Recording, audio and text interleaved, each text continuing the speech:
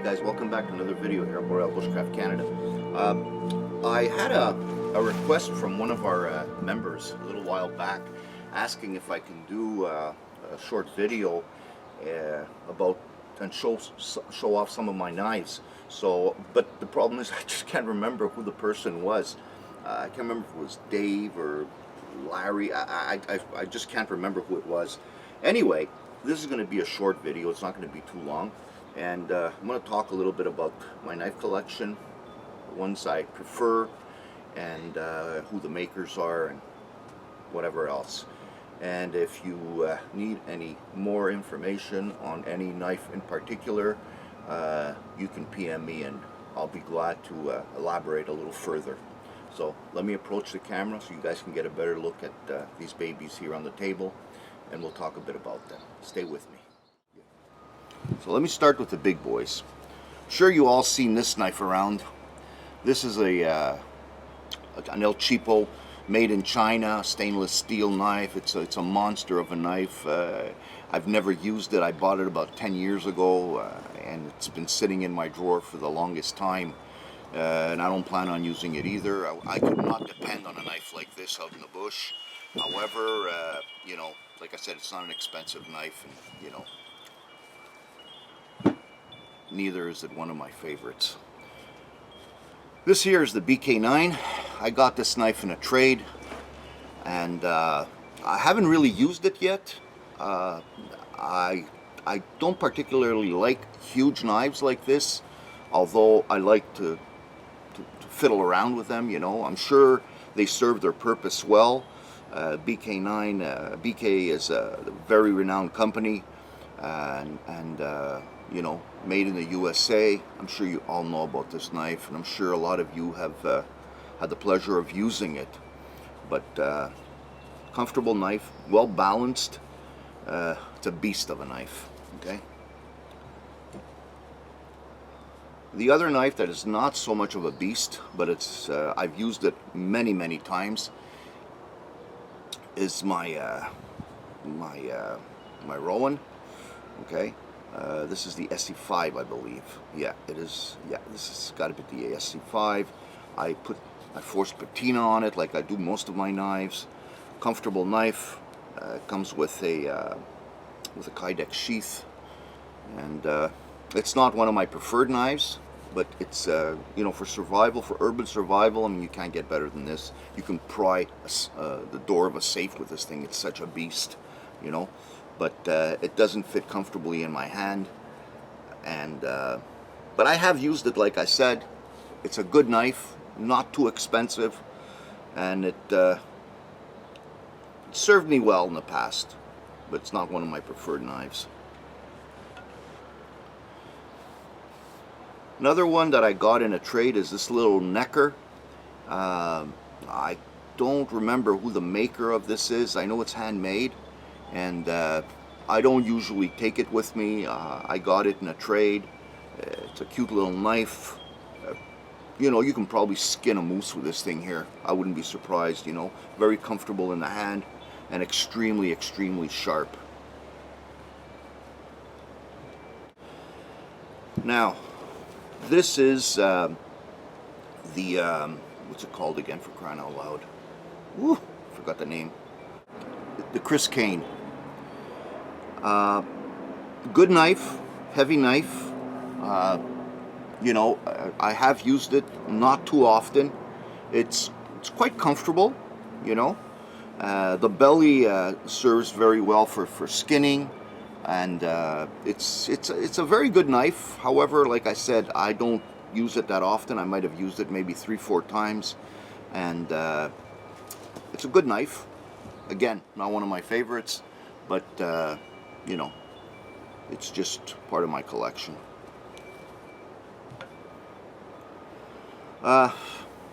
This is the Bushcraft Black by Maura. I would have to say I've used this knife more than any other knife in my collection. I've had it for a number of years. It keeps an edge. It strikes a ferro rod like very well. Very comfortable in the hand, and you know, for a knife that you're gonna spend under $100, you know, you can't go wrong with this. The Maura Bushcraft Black.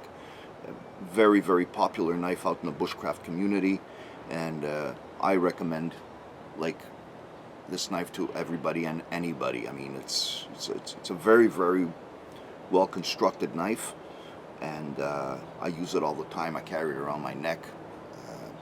Actually, I never leave home without it. You know, regardless if I'm taking any of the other knives, this guy here always comes with me. Maura Bushcraft Black.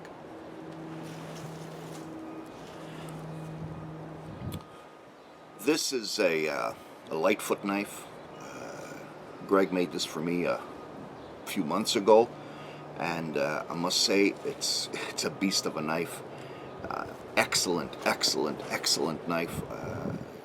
Can't say anything bad about this knife. There's no hot spots. Extremely functional, you know, and it is one of my preferred knives. Greg Lightfoot knives. Excellent piece.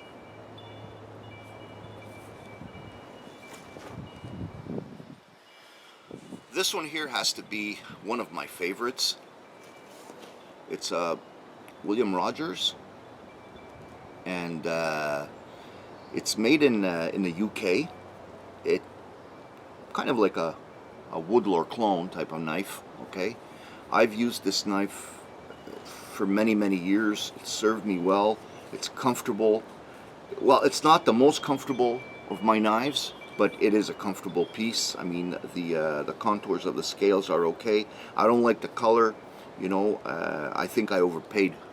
This knife was a little overpriced. I bought this off a guy in New Zealand, and then I lost touch. It's not a cheap knife, but I think I paid a little too much for it. But it's a good knife, you know. Actually, I've approached 3 knife makers to make me one of these babies in a better quality steel, handle material, whatever. And I'm just waiting for the third one to respond to my email. And once he does, I will choose between the 3 who will be making me one of these babies. But like I said, in a custom job.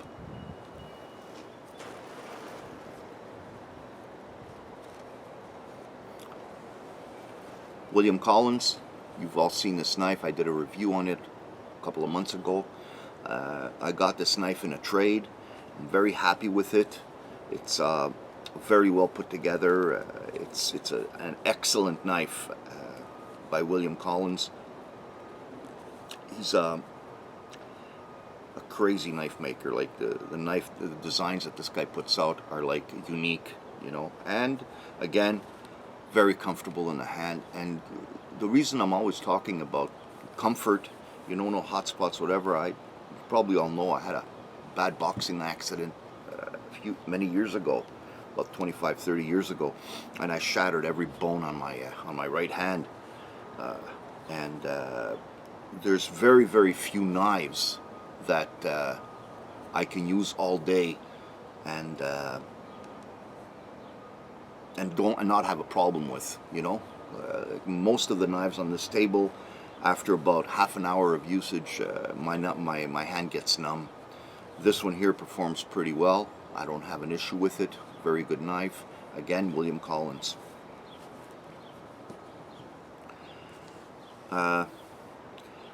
This guy here has to be my favorite, actually. This is a knife that Abel made for me, Diving Sparrow. It's his Woodsman.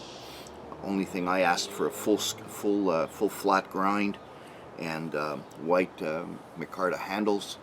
And we had these in our store available a couple of years ago, and we call this the Wisdom, the Boreal Bushcraft Wisdom. However, no, they're no longer available. If you want one of these, you got to deal directly with Abe, and I'm sure he will make one for you. He has them on his store. This is the Woodsman, and I have to say, you are not going to find a more comfortable knife than the ones. I mean, you won't. It's very hard to match his scales. The way he contours them, like, I have to say, it's, you know, one of the most comfortable pieces in my collection. I've used this, been using it for a couple of years. I always take it with me. The only problem is in the winter I don't take it so often because, you know, like I don't like putting hunter orange tape on my knives, and if I just drop this in the winter, it's gone. I'll never find it again. So I don't want to lose this knife. I'm very attached to it, and like I said, the work that Abel does, the knives he puts out are amazing. Some of the models that he has out there are really, really crazy. So yeah, this has to be one of my favorites. My favorite. I have to say that this has to be my favorite knife.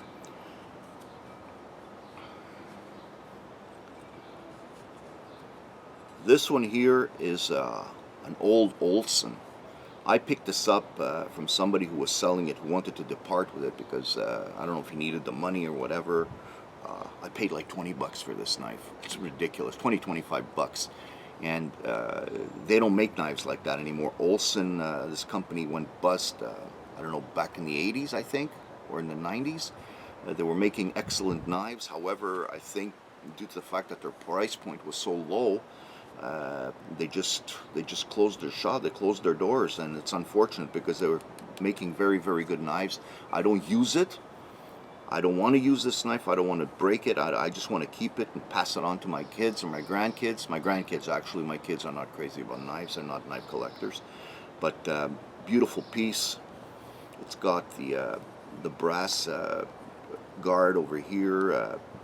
The scales, I believe it's mahogany. I don't know what kind of wood this is, but it looks like mahogany. Beautiful piece. Beautiful knife. Excellent knife. This is the Les Stroud version by, what's it called again? Man, I'm losing my memory. Wow, old age. This is the, what's it called again? Andy, what's happening to you this morning? A Hella. This is the Hella Tamagami. Here we go. It's not a full tang. It's not a full tang. It's an okay knife.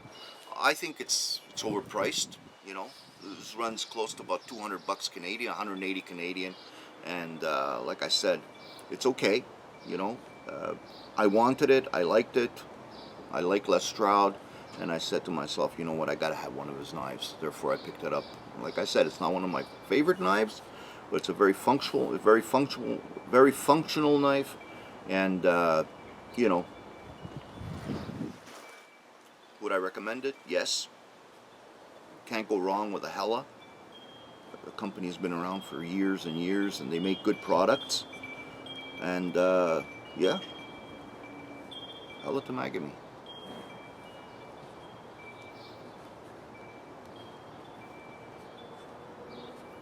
This is my Lone Humphreys.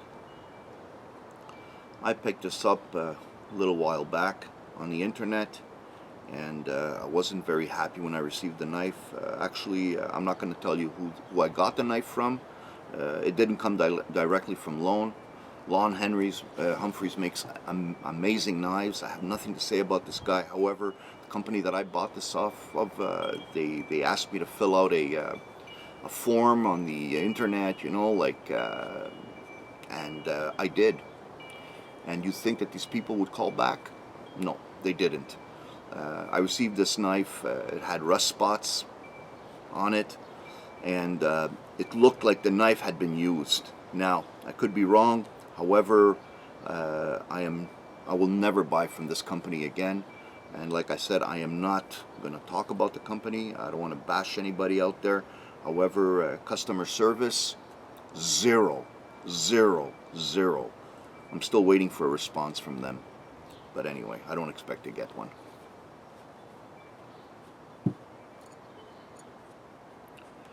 This is one of my first custom-made knives, made by Mossington up in North Bay. Excellent knife maker.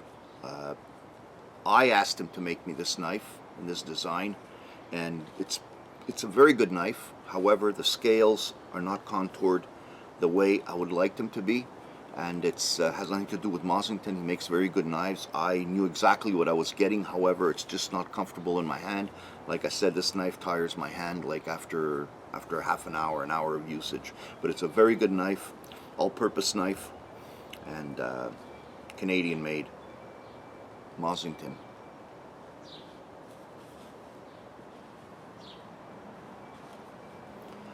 This is another little Maura. I drilled a hole in it, and so I could, pass a lanyard around it, carry it around my neck. I don't use it that often, but trust me, I have used it. I've batoned with this little baby here, and it works well, surprisingly enough. Maura knives, excellent knives, very, very affordable, and I don't know of any bushcrafter who doesn't have at least one Maura in their collection. And guess that's it. Oh no, this baby here. I bought this Swiss Army 2 years ago. They had them on special. I paid like half price for it, and yeah, I take it with me often enough. A little heavy, but don't forget you got almost every tool that you would have in a toolbox. You have it all. Have them all in here. Good little knife. Very very functional, and at the price that I paid for it, wow, was a steal. So there you have it, folks. Oh, forgot this little baby here. I don't remember where I got this guy from. I really don't remember where I got this from. I think my friend Lee sent it to me from London, Ontario. I think it was Lee who sent me this little knife, if I'm not mistaken. Cute little knife.